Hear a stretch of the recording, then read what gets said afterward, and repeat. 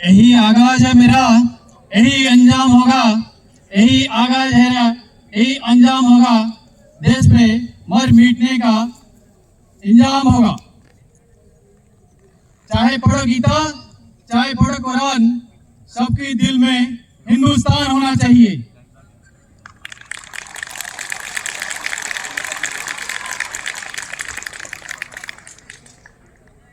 आज 26 जनवरी इसी अवसर में मुझे यहाँ पे 2 शब्द बोलने का मौका दिया गया।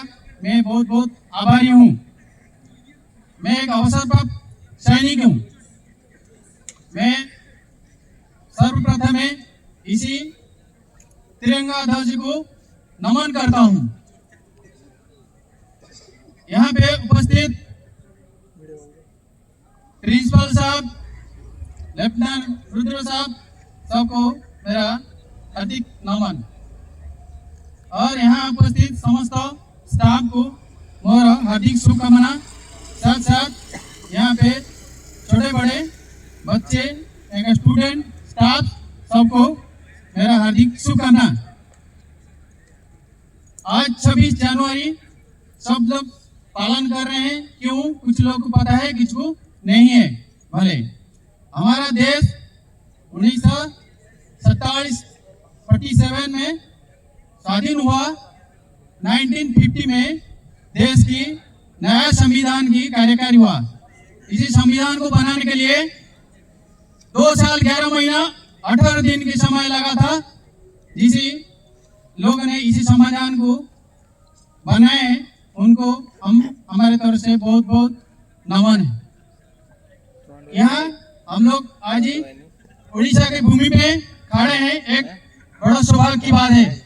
मैं इसलिए कह रहा हूँ कि ये उड़ीसा प्रथम स्वाधीनता संग्राम का पृष्ठभूमि है।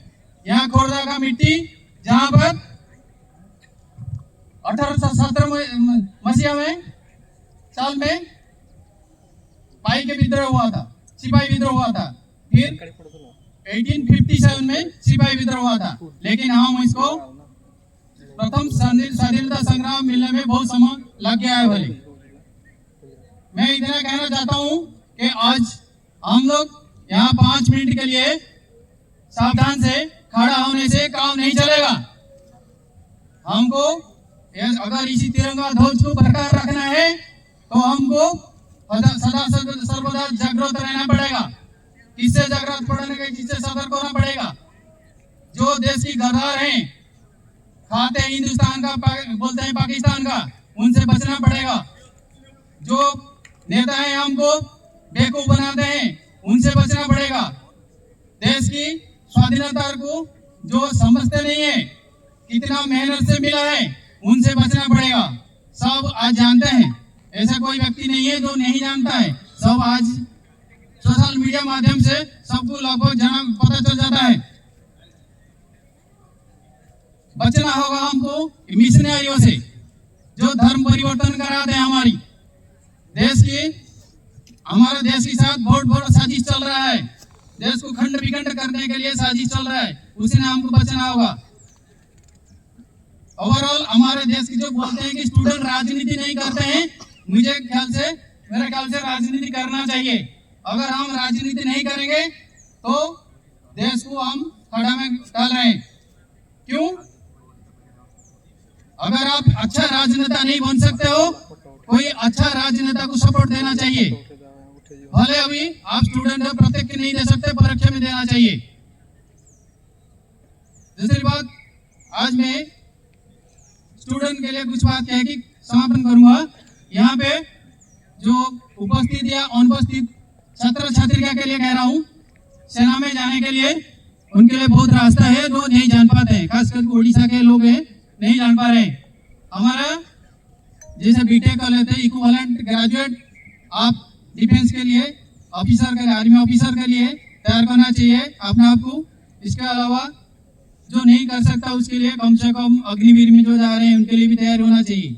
दूसरी बात, जो छात्रियां हैं ये कम से कम जानना चाहिए, इनको MNS मिलिट्री नर्सिंग सर्विस उनके लिए लागू है। अगर बायोलॉजी रखें, इन लोगों को MNS बारे में जानकारी करना है। साल में 2 बार भर्ती होता है, जनवरी में और जून में उनका फॉर्म होता है, तो इसके लिए अपने आप को तैयार करना चाहिए।